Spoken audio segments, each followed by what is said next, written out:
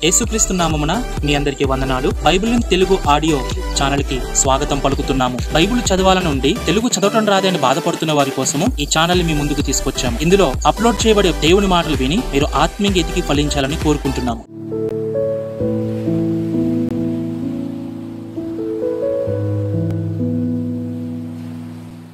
ద్వితీయోపదేశకాండము 14వ అధ్యాయము.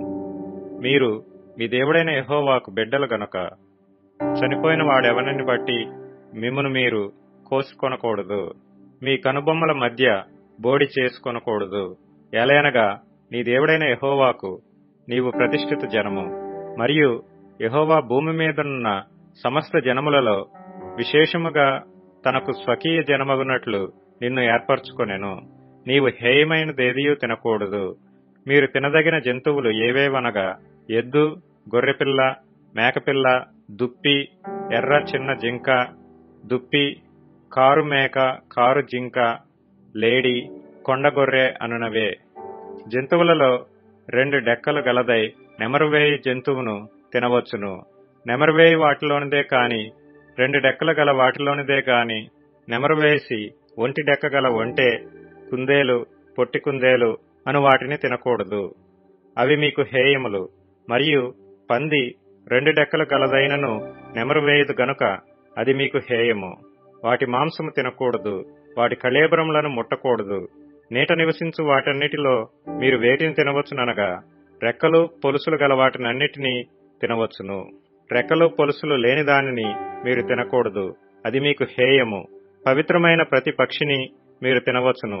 మీరు తినరానివి ఏవనగా పక్షిరాజు, పెద్ద బోరువ, క్రాంచు పక్షి, పిల్లిగద్ద, గద్ద, తెల్లగద్ద, ప్రతి విధమైన కాకి, నిప్పుకోడి, కపిరిగాడు, కోకిల, ప్రతి విధమైన డేగ, పైడికంటె, గుడ్లగూబ, హంస, గూడబాతు, తెల్లబందు, చెరువు కాకి, చీకుబాతు, సారస పక్షి, ప్రతి విధమైన సంకుబుడి కొంగ, కుకుడుగువ్వ, గబ్బిలము అనునవి.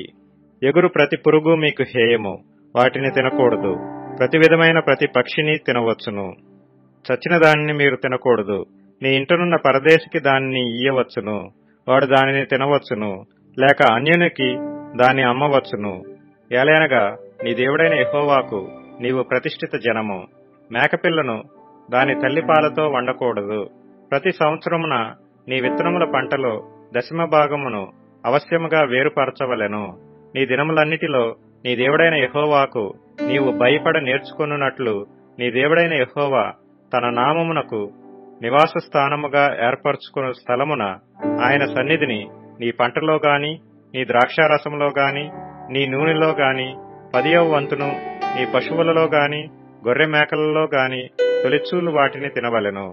మార్గము దీర్ఘముగానున్నందున, అనగా యెహోవా తన నామమునకు నివాస స్థానముగా ఏర్పరచుకున్న స్థలము మిక్కిలి దూరముగానున్నందున నీవు వాటిని మోయలేని ఎడల నీ దేవుడైన యెహోవా నిన్ను ఆశీర్వదించినప్పుడు వాటిని వెండికి మార్చి ఆ వెండిని చేతపట్టుకుని నీ దేవుడైన యెహోవా ఏర్పరచుకున్న స్థలమునకు వెళ్లి నీవు కోరు దేనికైనాను, ఎద్దులకేమి, గొర్రెలకేమి, ద్రాక్షరసమునకేమి, మద్యమునకేమి, నీవు కోరు దానికి ఆ వెండినిచ్చి అక్కడ నీ దేవుడైన యెహోవా సన్నిధిని భోజనము చేసి నీవును నీ ఇంటివారును నీ ఇంట నుండి లేవీయులను సంతోషింపవలెను.